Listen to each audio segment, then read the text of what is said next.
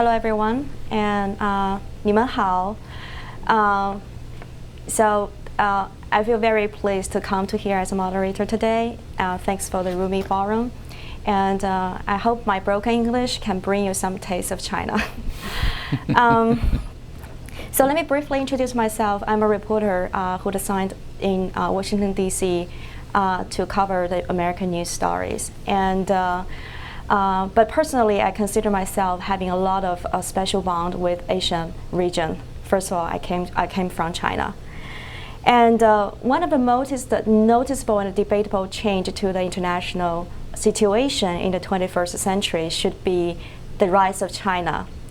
And as China plays a more and more important role in the economic and the political affairs in the world, many experts are now evaluating the China's influence globally and regionally, and come up with a suggestion that how other countries should adjust their own foreign policies as a response. So today we're very lucky to have Dr. Robert Sutter. He's one of the most prestigious experts on the issue of China in America. And first of all, Dr. Sutter is a very dedicated professor. He has been teaching in Georgetown University for over 10 years. And he also teaches in Washington University, University of Virginia, and Johns Hopkins.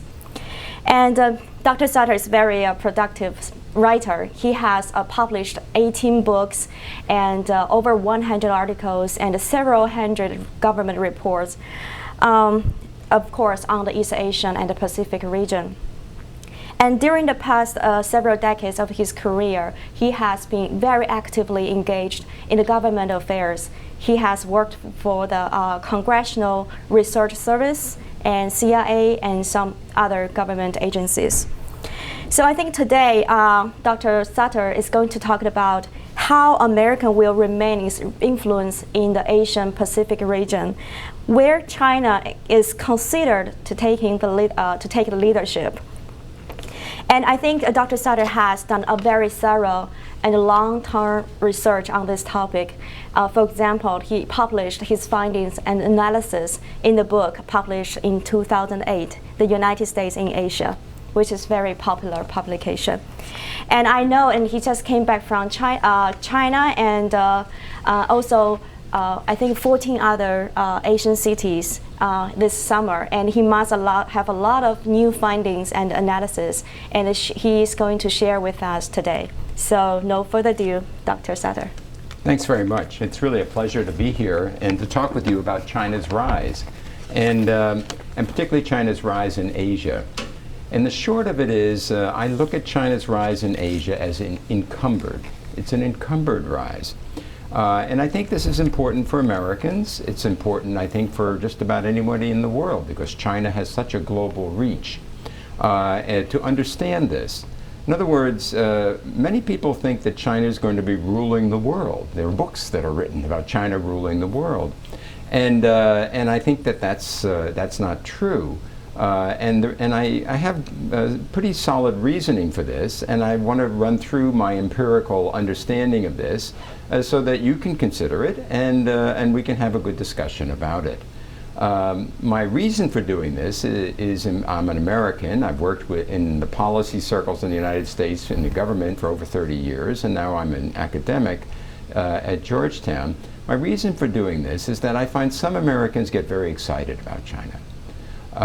And what I've found in recent years is that many think there's a power shift in Asia, a power shift where China is the rising power and it's becoming the leading power. And the U.S. used to be the leading power in Asia, according to this view, and now it's in decline. And so I want to see if that's really taking place. Because if it is taking place, many Americans are aware that there are lots of differences between the United States and China. And because of these differences, maybe now we're seeing in this power shift that China would be in a position to sort of coerce the United States, to sort of make it do things that China has wanted them done for a long time, but hasn't been able to do this because of the balance of power in the region. And so for those Americans, I want them to say, maybe it's too bad we have these differences with China, but maybe it's not going to happen because of the power situation. So I do think we have to look at it carefully, and I've worked on this now, I guess about since 2002. I've been working on this pretty actively, going to Asia, talking to specialists. I've talked now to about 210 government officials in about 10 different Asia-Pacific countries. And so it's grounded in empirical understanding, and I just want to show you my findings, and then we can have our discussion. And I really would like your feedback, and particularly if you think I'm, and our moderator's feedback, in case I'm not correct in this regard. First, I have two ways of looking at China's encumbered rise in Asia. The first is to look at China in Asia itself. And the reason why Asia is so important, ladies and gentlemen, is for China, is that if China isn't the leading power in Asia, it's going to be very difficult for China to be the leading power somewhere else. I mean, how can they be the leading power in Africa or Latin America or Europe or the Middle East if they have to watch their back in Asia? And this group that we're dealing with today, which I'm very grateful to be here with the Rumi Forum, is focused on Turkey. Turkey understands what it means to be surrounded by countries that they're wary of. And China, unfortunately, is in that situation. This is not a situation of the countries willingly going along with China's rise. It's a very conflicted situation. So we're going to get into this in our discussion. So first of all, I want to look at China's rise in Asia as it's going. And because it's been rising in Asia for 20 years. We can measure this now. We can see how they're doing in this regard. And then I want to look at it in the context of the United States, comparing it to the United States in Asia. And there I want to lay out some elements of what I think is why the United States is the leading power in Asia. And we can therefore see if the U.S. is in decline or not. So those are the two things I hope to do. So let's look at first China's rise in Asia for its own sake. We've had 20 years of this process.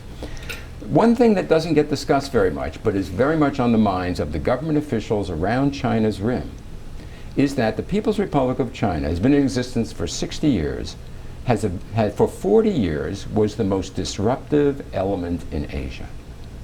Now, nobody talks about this anymore. It's not polite to talk about this, but it's a reality that's very much taken into account by the various government officials around the rim of China.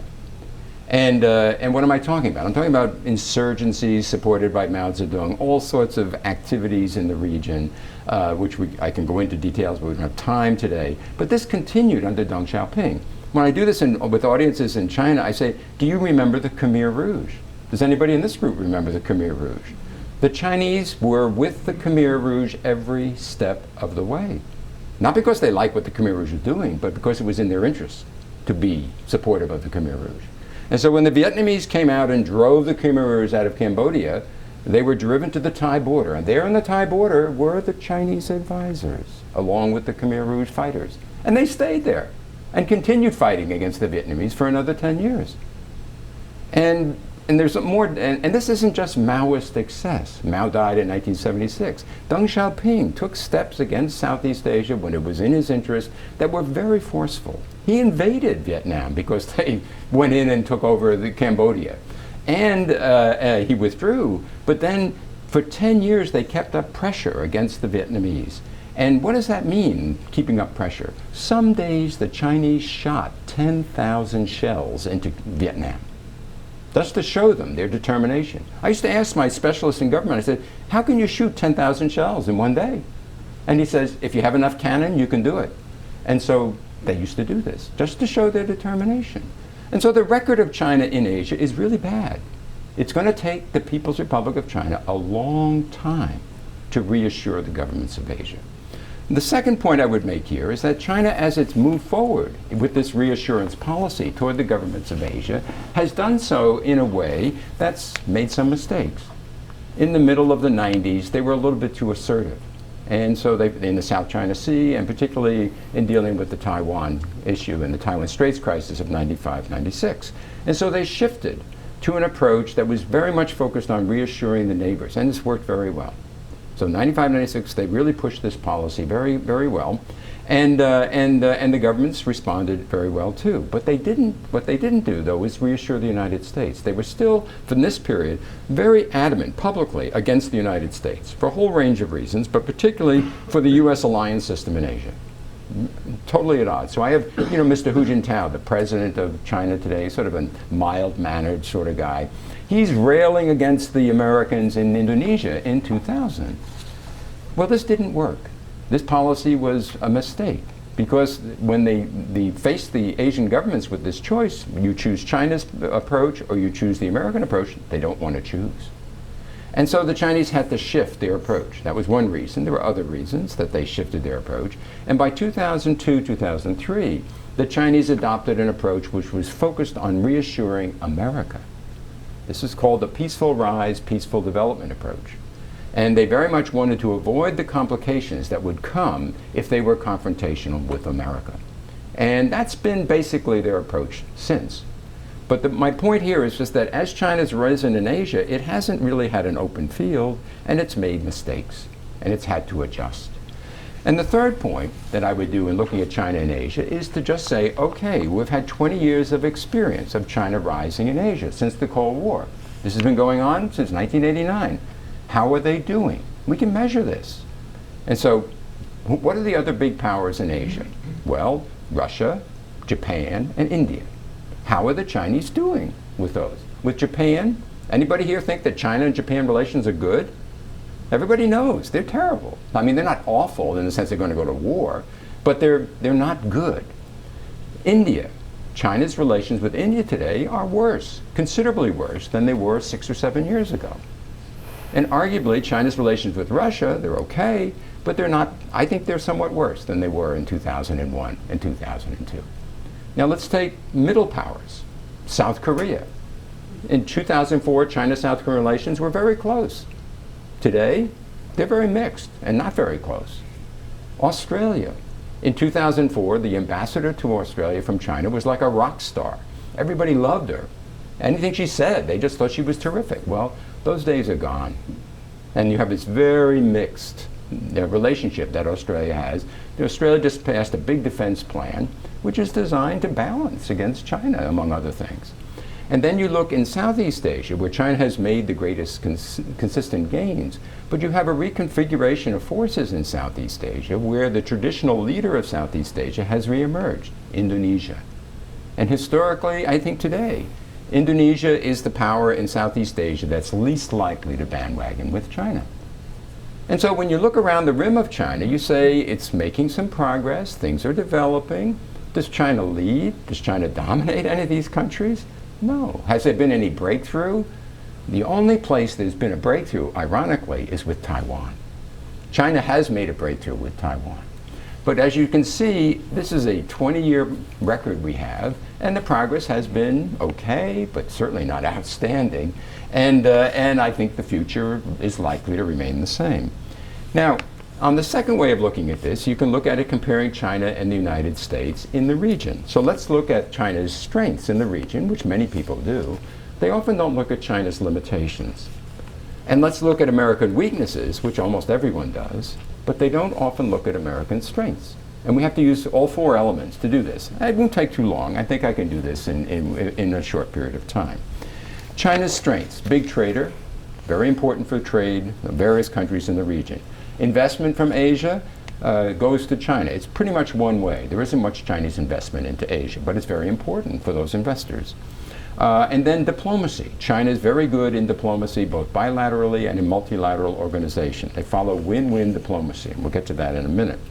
There's some cultural influence that China has in Asia, and the ethnic Chinese in Southeast Asia are a positive force for China's relations in the region. And in the background of all of this is the rising People's Liberation Army. And that gets in the way of the reassurance policy that China has to the region. It's a little complicating to say, well, why are you building up this military force, you see? But they handle it pretty well.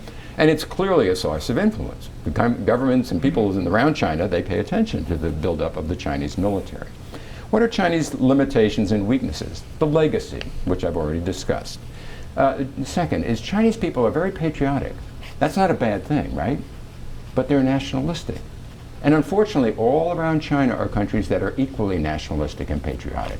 And what does that mean? If you have a dispute, you can't settle it. It's very difficult, particularly if it's over territory, an issue of sovereignty or something like that. It's very difficult to settle these issues. So that's an impediment to improving relations. The expansion of the Chinese military is viewed with some suspicion by some in the region. The authoritarian system of China is viewed by many governments don't care about it, but some care about it a lot. And then we get into trade. Trade is the big important element of China's relationship with the Asia. Half of China's foreign trade is controlled by foreign invested enterprises in China. Half of this trade is processing trade, where the commodity goes back and forth across the border. And if it's a manufactured product, it's sometimes consumed in China, but more often than not, it's exported out of China to other big markets. And what are those markets? The biggest markets are the European Union and the United States. So it's a very interdependent type of trading relationship. It's not something where a country can easily throw its weight around very easily in this kind of a situation. Investment. Investment is one way. The investors from Asia like what they make money in China. They're happy. Their governments tend to be happy. But their laborers don't get the investment in their country. Those people aren't very happy. They can't go to China. This is a drag on China's relationship with the region. China doesn't give aid in significant quantities to Asia, except for Myanmar and North Korea. And so so they don't compensate for this. And then there's diplomacy. And China's diplomacy is very good. And it's win-win diplomacy. And win-win, I work for Congress, so I try to simplify these things. I'm sorry if I'm too simple. But the way it works, the Chinese go to the government and they say, what do you want? And the government says, we have 6 priorities. And the Chinese say, we agree with 3.5 of those. Let's talk about that. And so they agree on things. They have all these meetings and communications, and they agree on things they already agree on. And they keep agreeing more deeply than they used to in the past. And that's very reassuring. What about the things they don't agree on? They don't talk about those. And so what does this mean for the other government? Well, the Chinese are basically saying to the other government, you don't have to do anything you wouldn't ordinarily do. And the other governments like that very much. There are a few exceptions. You can't talk to Taiwan and you can't talk to the Dalai Lama. But basically, those are the main that you can. But implicitly for China, what does it mean? China's not going to do anything it wouldn't ordinarily do. And this means China doesn't do risk, cost, or commitment that it wouldn't ordinarily do. Now you can say, oh, what does that matter? It matters in a minute. You'll find out. Okay, so and then the other element of limitations is that some of these ethnic Chinese in Southeast Asia are viewed with some suspicion on the part of some countries in Southeast Asia. Now the U.S. limitations. Oh boy, a long list. U.S. limitations in Asia. I did public speaking throughout the region for many times in the past decade. Every time I went, I said, I'm from America, and then I would go like this, and protect myself from the audience throwing things at me. But basically, most of it had to do a long list of opposition to Bush administration foreign policies. The invasion of Iraq, the militarization of the war on terror, abuses in the prison system, hard line on North Korea for a long time, low priority to multilateralism, low priority to climate change. These were the main ones. Now today, added to this has been uncertainty about the U.S. economic leadership and the management of the U.S. economy. All of these things are real liabilities, real drags on the U.S. position in Asia. In the atmosphere of heated opposition to the United States foreign policy, what were the U.S. strengths? These are very difficult to find. Nobody writes about U.S. strengths in Asia. And so I found it by talking to these 210 officials. They're the ones that told me. And I'm boiling it down here. There are 2 fundamental strengths of the United States in Asia. This is why the U.S. is the leader in Asia, and these are things you can measure to see if the U.S. is in decline or not. The first one has to do with security. In Asia, governments matter. They make the decisions. They're influenced by various opinions, but in the end, they make their decisions on the basis of their own calculations, and they're very calculating. What do these governments want? They want development. They want nation building. What do they need for development? They need stability. Then you ask them, is Asia stable? And they say, not really. One of the secrets of the region is that most of the government officials in these countries don't really trust each other. They act like they like each other when they meet in these meetings. They put on those funny shirts and they smile and so forth. They don't trust each other. And so what you see in public between Japan and China is emblematic throughout the region. So where do they get stability? Where do they get security? Well, about 30% of these officials, well, knowing that I'm from the United States, will look at me and say, there's this strange country.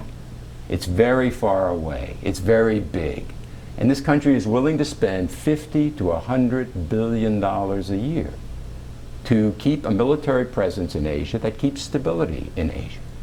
And the young people of this country are willing to sign up for their military service and come to Asia and get killed if necessary to keep stability in Asia. And they look at me and they say, this is a crazy country. They said, and there's nothing like it. Nobody else in Asia will do this, and we need it. This is fundamental. If this changes, then those calculations of those Asian governments will change. Then the U.S. is in decline. If it doesn't change, U.S. is in a total class by itself. No one is even close to doing anything like this. And then the second dimension is that these are export-oriented economies. They want development, and they need to export. And they recognize they trade a lot with China and other countries and so forth, but at the end of the day, they recognize it's heavily dependent on trade outside the region. And what do they see? Well, they see the U.S. absorbing a trade deficit with Asian countries in the last good trade year of 2008 of $350 billion. And they say, nobody else is going to do that. And it's very costly. And the U.S. does it. And so if you're looking for barometers of U.S. decline, see if the U.S. becomes isolationist. See if the U.S. becomes protectionist. If it does, then it's going to be in decline in Asia. But if it doesn't, no one else does it. China runs a trade surplus. And China's not going to have any of its soldiers getting killed anyplace in Asia. It'll get killed for protecting China's interests, but not in any. They're not going to do anything they wouldn't ordinarily do. And they're not alone. Most Asian governments are like this. And so other features of U.S. strengths in Asia, George Bush did a good job of managing great power relations. Obama's trying to continue that trend, has done pretty well. The U.S. military is all over Asia. The U.S., they have relationships all over the region. And why? Why do people want to interact with the U.S. military? First, and this is the security apparatus, intelligence too. Why? Well, because they're good at what they do. And so when you have exercise with the United States, when you have educational programs, exchanges, you learn a lot from the United States. They like that. And so, and if you need intelligence information, let's say you're a smaller country, a middle country, and you say, we got these terrorist groups that just showed up. What about them? And the Americans say, well, we know stuff about them. Would you share with us? And then we have a relationship with them. They want to share. Or they say, we've got these insurgents in the field, the Philippines. They have these people running around shooting people and chopping off their heads and so forth, and we can't find them. And the Americans say, well, we've got a machine. And we say, what do you mean a machine? The machine comes in, there they are. And they go get them. And so this is very attractive to a lot of people, but this isn't the main reason why these countries want to do this. I'll get to that in a minute as to why they want to do this. Another feature of the United States, which just gets no attention at all, it seems to me, and it's so important, is that American interaction with Asia is different than many other countries' interaction in foreign affairs. Many other countries depend on the government to do various things. America doesn't. America historically has been interacting with Asia for decades on a non-governmental basis. And what do I mean? I'm talking about business. I'm talking about the media. I'm talking about interest groups. I'm talking about foundations. I'm talking about religious organizations, religious groups, and I'm talking about Georgetown University and all of these kinds of exchanges. We just have these things all the time. And so the webs of relationships that the U.S. has with Asia are enormous and a tremendous base. And added to this, ladies and gentlemen, is the fact that in 1965, the United States changed its 100 years abomination of an immigration policy for Asians. Grossly discrimination against Asians up to that point. It opened it up, it became colorblind, and millions of Asians came to America. Now we think that this might be the promised land, right? Anybody that's been an immigrant knows it isn't the promised land. You work your tail off, it's a miserable life, and you're very lucky if you can get ahead in this country. But many people do it. They come here, they do it, they become established, and they become mainstreamed. And the so-called lousy school system of the United States takes these people and the kids and makes them mainstream very quickly.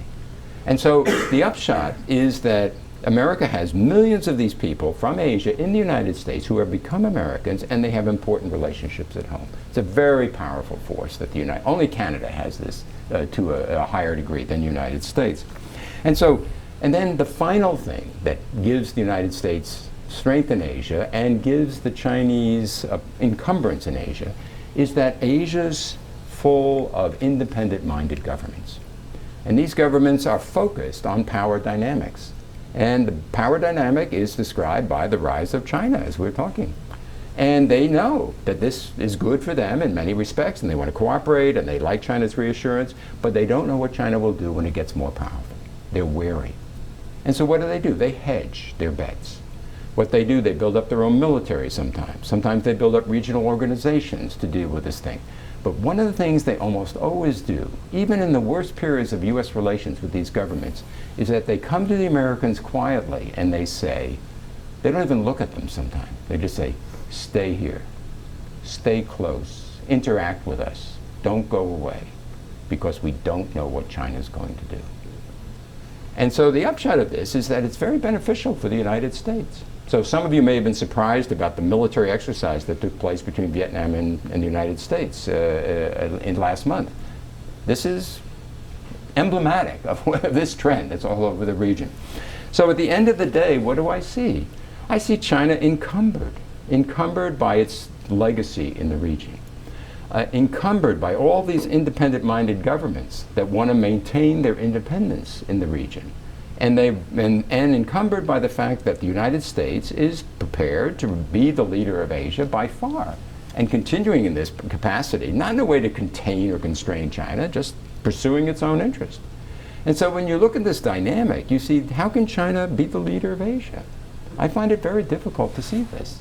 I hope I'm not being obtuse about this, but I think it's hard to see it.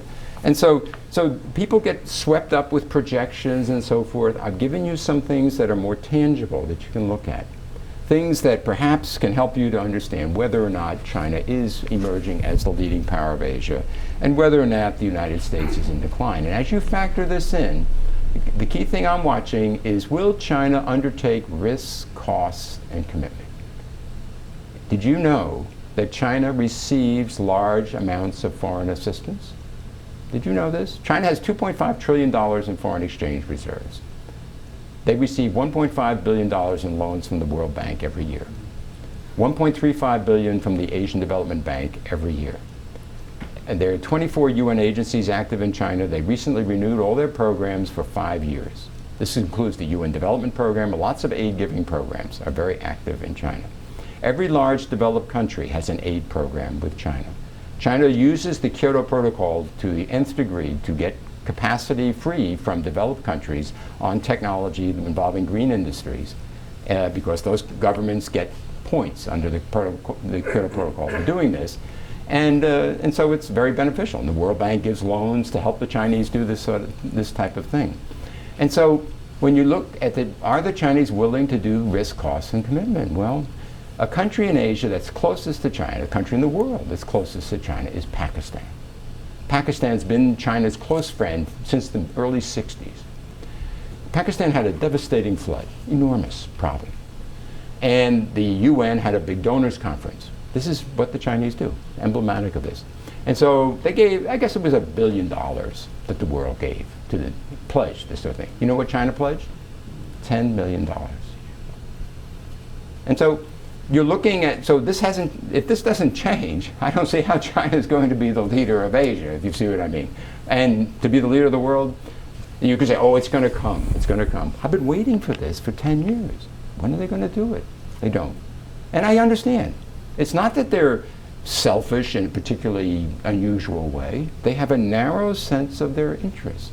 Most governments do in Asia. This is very common in the region. Very few have a broader sense of willing to do things for the broader regional and common good. The Americans, for some weird reason, do. It's not because Americans love Asia, but it's because they have the sense that's in their interest to do this kind of thing. So I guess I've said enough. Thank you for listening, and I welcome any comments you might have. Thanks. Thank you, Dr. Sutter. And Dr. Sutter has shared with us a lot of different unique perspectives on the rise of China issue, and also the U.S. vs. China, the power and the strength and the weaknesses in the Asian area region. And on this topic, I had, I here like as a student, and also I think I have a privilege to ask the first question.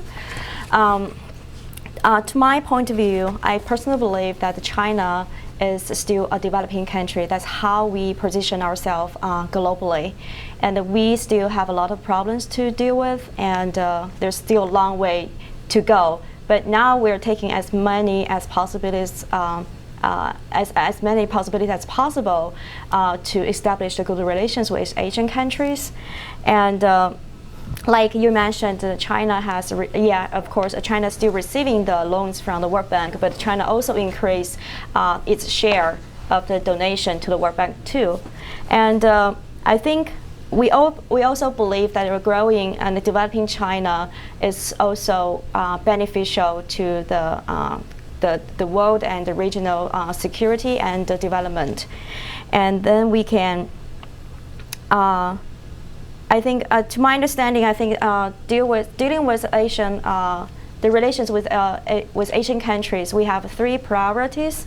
The first of all, we want to establish a very effective and consistent channel to, have the dialogues with all the Asian countries. Like we are very actively participated in the East Asian Summit and developed a lot of programs with ASEAN countries. And the second priority, I believe, is dealing with the border issue with our neighbors.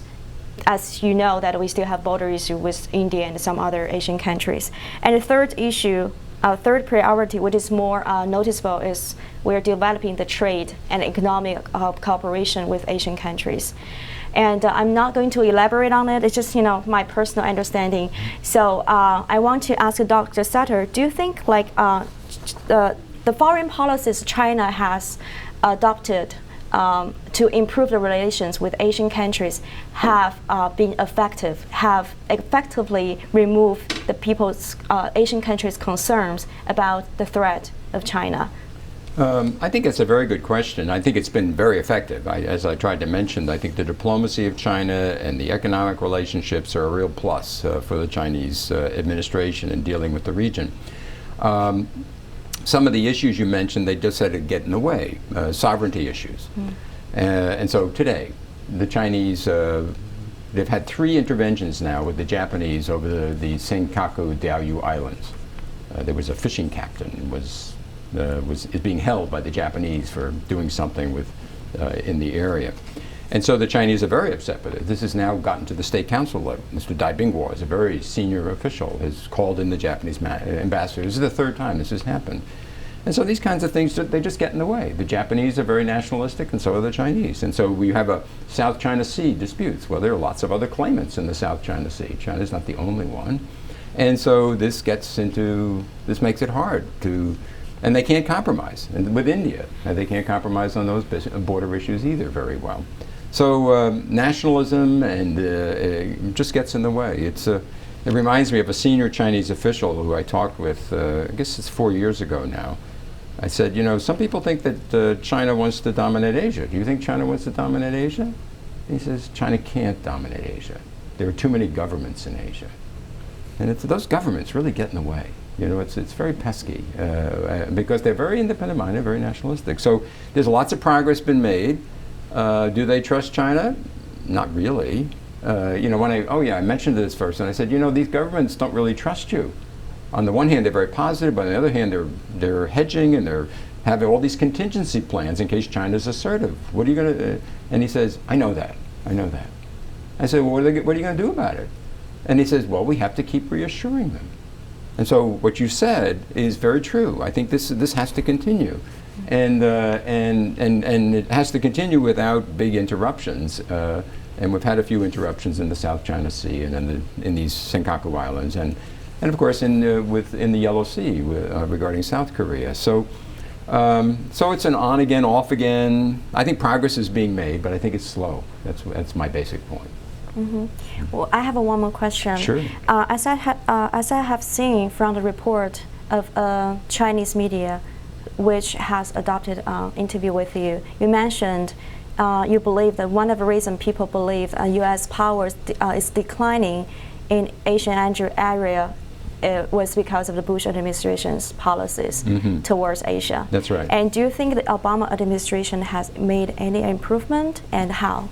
I think so. I think it's improved quite a bit. The Obama, the trademark in foreign affairs is collaboration. In other words, he's the type of guy that wants to work with whomever he can work with to deal with salient international issues. So he deals with the Chinese, he deals with the Egyptians, he deals with Turkey, he deals with all sorts of government, seeking their help. If you're not an enemy of the United States, he's seeking help to deal with issues like the global economic crisis, like terrorism, climate change, these kinds of very broad and important topics, and nuclear proliferation.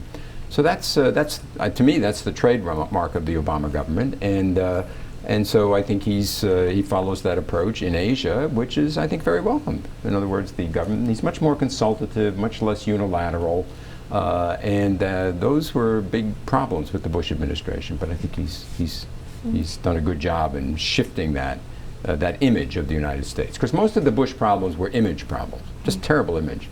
And he's trying to clean up Guantanamo, and he's trying to stop torture, and I wish he'd do a little faster, but he's trying, and I think the effort is clear, and he's certainly his administration is certainly paying a lot more attention to Asia. So Hillary Clinton, the Secretary of State, is very active in Asian multilateral groups, and the U.S. government is taking a lot of initiatives, and so Obama now has agreed to join the East Asian Summit. So he's going to, that's a big multilateral grouping in the region, and he's going to be participating in the meeting in 2011, I believe. So to follow up with that question, we have noticed that Obama has employed a different approach to Asian countries. But in terms of the strategic priorities, do you think Obama administration is very distinctly different from the previous government? As far as Asia is concerned? Yes. Yeah, a little bit. Not too much, but a little bit. I think in general, Eastern Asia has a lower priority for the Obama government than under the Bush administration. And China is part of that. I think George W. Bush didn't do a very good job in foreign relations. Most governments didn't like him very much, and most people didn't like him very much. And so he had very few places that liked him, but China seemed to like him.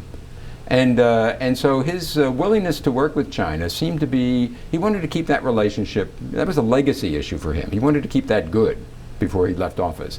Obama certainly doesn't want trouble with China. But I don't think it's that important for his legacy, if you see what I mean. He wants to get along with China. He certainly doesn't want to be confrontational or have a big problem with China. But he's got so many other issues. This fellow is really busy. He's got so many things. And so I think that it's just lower priority. And even North Korea is the most salient problem in the region. And even there, the Obama people don't seem to be seeking after North Korea. Now, North Korea detonates a nuclear weapon, so it gets to the top of the priority list temporarily, but then it goes down again. And I think that's the basic pattern in the region, seems to me. Thank you. City. Hi, I love it when Georgetown people come here because I'm a graduate of law school. I'm a big fan of Georgetown. Thanks very much for your talk. My question is, you mentioned briefly in passing about the debt that we're absorbing, and that's always cited by people who get frightened with our economic posture. We're in hock to China up to our eyeballs, are always here, and they're manipulating the currency so we'll never get out. So what would you say if you were advising Obama about how to approach those two issues? what would you do about currency manipulation? And are we really able in our economic crisis right now to dig ourselves out of this debt, or is that something that has to be somehow dealt with in the negotiation level? Yeah. It's a very good question. I think I could advise tactically on how to deal with currency manipulation, and I would advise them doing pretty much what they're doing. In other words, that you don't make this a fundamental issue in U.S.-China relations. You don't. The U.S.-China relations are such that the two countries have many differences, as well as common ground and lots of issues. And so, but they have to get along. If they get along because they want to keep the relationship basically positive with one another, because the two governments benefit from the positive collaboration. But if they emphasize the negative with one another, they hurt the other party, but they also hurt themselves. They're so interdependent.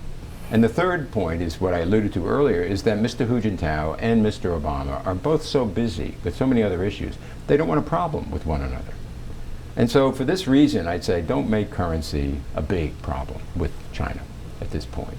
And so, and I think that's what he's doing. He's managing this kind of difficulty we have with China.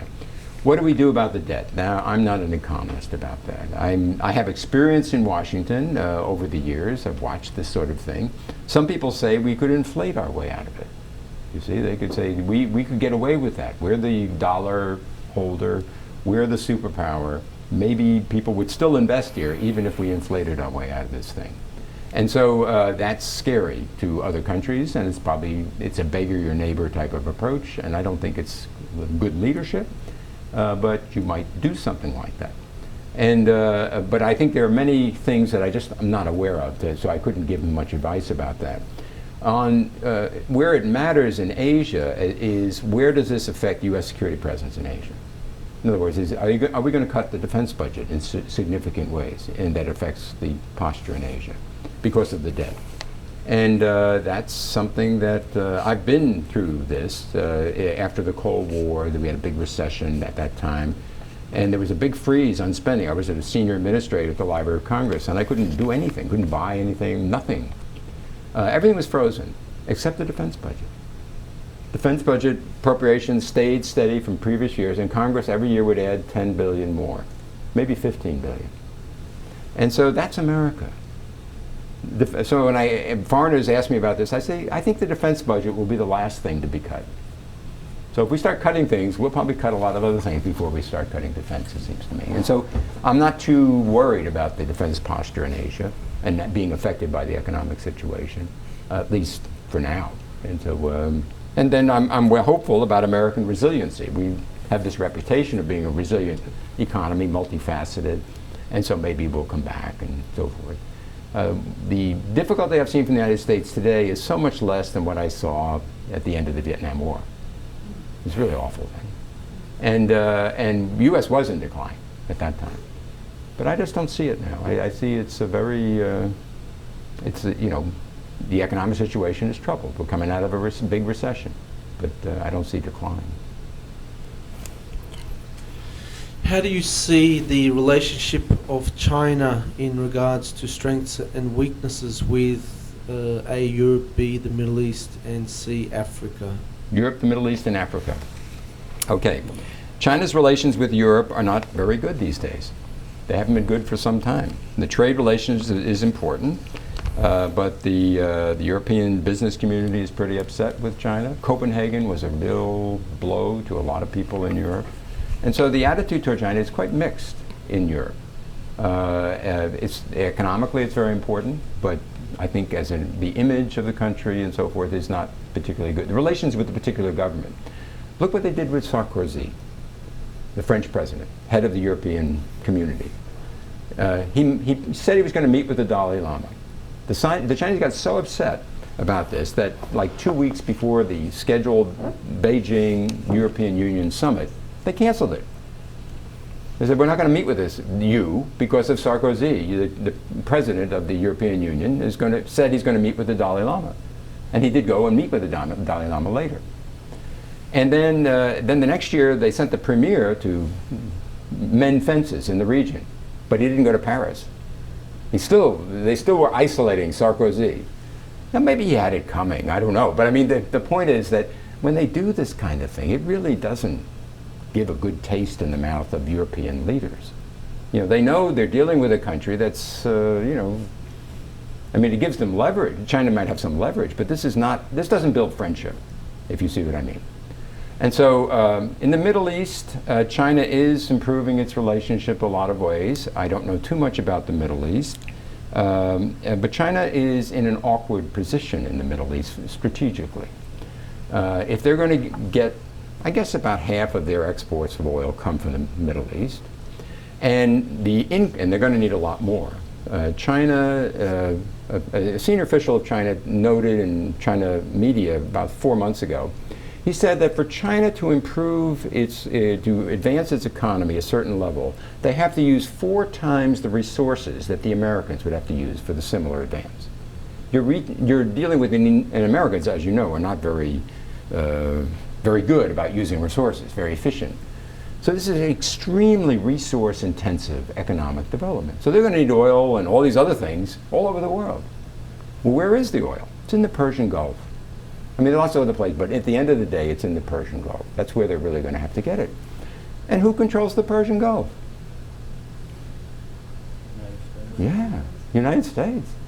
And so I mean, their energy security issue is significant. It's not, they can diversify, and they do diversify, but if they want to increase the amount of oil they're going to get, the Persian Gulf is the place. And so they're vulnerable in that. Now they're trying to improve relations with the big powers in the Middle East. And when you do that, how do you do it in the Middle East? How do you improve relations with Saudi Arabia and not make Iran angry? And how do you improve relations with Iran without making Saudi Arabia angry? And so they're very delicate balance in the Middle East. And they have what we call, outsiders call, we don't want to offend anybody policy. And it leads to a position which is influential, but certainly not doing anything hard in this area. China's influence in Africa, its footprint in Africa is growing a lot. And this footprint is not something that's really a China incorporated type of thing. People look at it, oh, this is China doing this. Well, when you look at it closely, it's all these state-owned enterprises. But these government-owned enterprises that are active in China, and some private ones, it's not like it's a national state-owned enterprise. There are some of those, but there are also these provincial ones and town ones. And these companies are all vying to make money in Africa. And they're influential and important in that regard. But that's not a bad thing, it seems to me.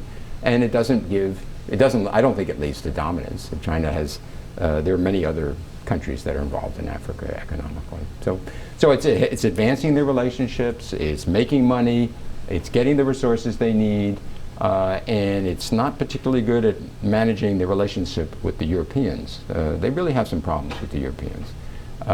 It's done a better job with African countries and with Middle Eastern countries.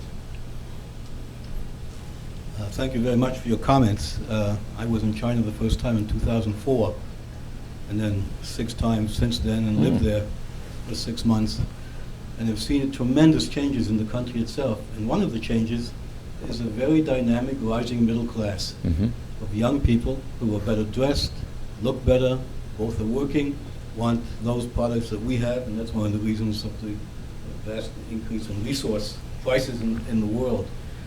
And also, they're looking, it seems to me, also to be more open. I mean, we saw the problem with Google and so on, and that's seems to be solved in some cases. So it's changing. And I think, or do you think that the changes in China, perhaps more open, not trying to, hopefully not naive in that sense, will reduce the suspicion that countries around China have of what the country really represents, that there will eventually be a change of maybe a more open society. We're open over there, they're more closed, but I think that's also changing. And the other thing I wanted just to mention, that China itself has tremendous problems. I mean, just mind-boggling problems. A huge population, they have an aging population. The one-child population certainly will engender difficulties later in labor, among other things. And so they've got the major concerns over there, and maybe that's what, of course, they're always inward-looking as well. So maybe they won't. People ask me, will China overtake the United States? Well, we just saw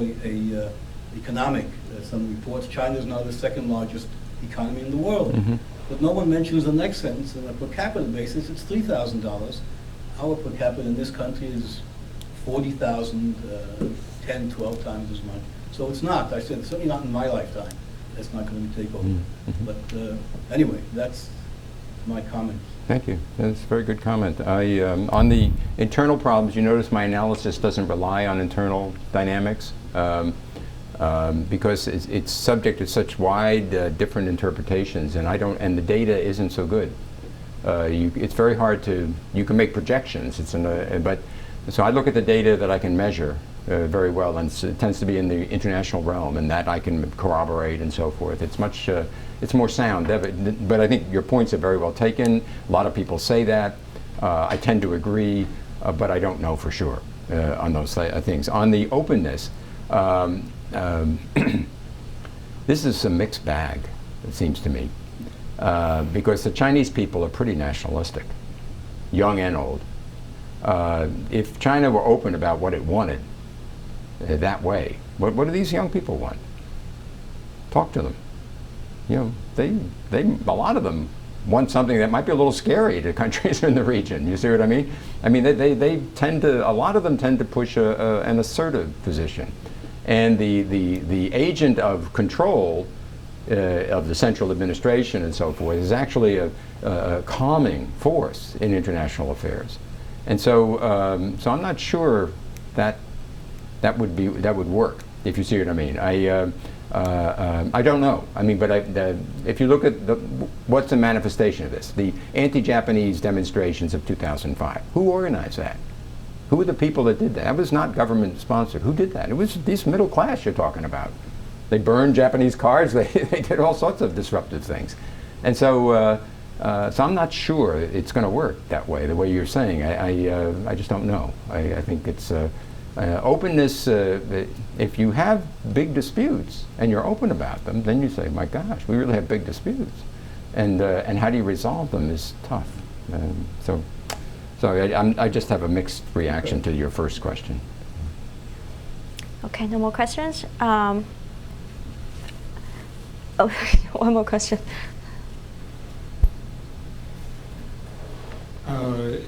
If you would please expand your comments and insights to China's relationships with two of its neighbors, one North Korea, and particularly with relation to Kim Jong-il's recent visit, and secondly to Afghanistan. I'm not as clear as I should be on China's support or lack thereof for American activities in Afghanistan. I didn't mention much on North Korea. If you're looking for encumbered rise, think about having a friend like North Korea. This is a big drag on China to deal with this problem, and they have to deal with it, and it's very uncertain and has tremendous implications for China. And so this is their approach is to keep stability. Their approach is to keep it calm, if they can. And to basically try to work something so that the situation doesn't blow up in a way that would be very detrimental to China's development. And they want to, and of course, look at the location of it. It's a critical area for China's development, and so they don't want North Korea to collapse. They'd prefer it be built up to be a more viable state, following perhaps the reforms that China carried out, those kinds of reforms. But the chances of that are pretty remote at this point, and so they're just dealing the best they can with what they're prepared to deal with at this point. And but to me, it's a big drag on China's influence in the region, and it complicates their situation. Look how it's complicated their relationship with South Korea over the last year, and they had a good relationship with South Korea, but it's not so good now. On Afghanistan, the Chinese are very wary of the U.S. position in Afghanistan. They obviously don't like terrorists. They can be a problem in China, so they have mixed feelings. But this uptick of the U.S. involvement is something that many Chinese specialists find very worrisome because they think it won't work. And if it doesn't work, and you have this enormous buildup of militant forces in Afghanistan, and then the U.S. leaves, the U.S. can leave, but China is still there, and they don't want to be in that position. I mean, it makes a lot of sense. So their interests are very mixed. They will do certain things to help with the Afghan administration, but they're not going to be getting involved on the military side. They're not real supportive of what the United States is doing in Afghanistan. And they're not against it per se, but they're not very supportive. And so they're trying to straddle the fence, just like they have to deal with the Middle East. How do they deal with the Saudis and the Iraqis and the Iranians? They constantly straddle the fence. And it's understandable. It's understandable. But that's where they are in Afghanistan, it seems to me. Okay, I think that's for today. And thank you again, Dr. Sutter, Thank you for your insightful analysis. And thanks to everyone. Thank you. Thank you.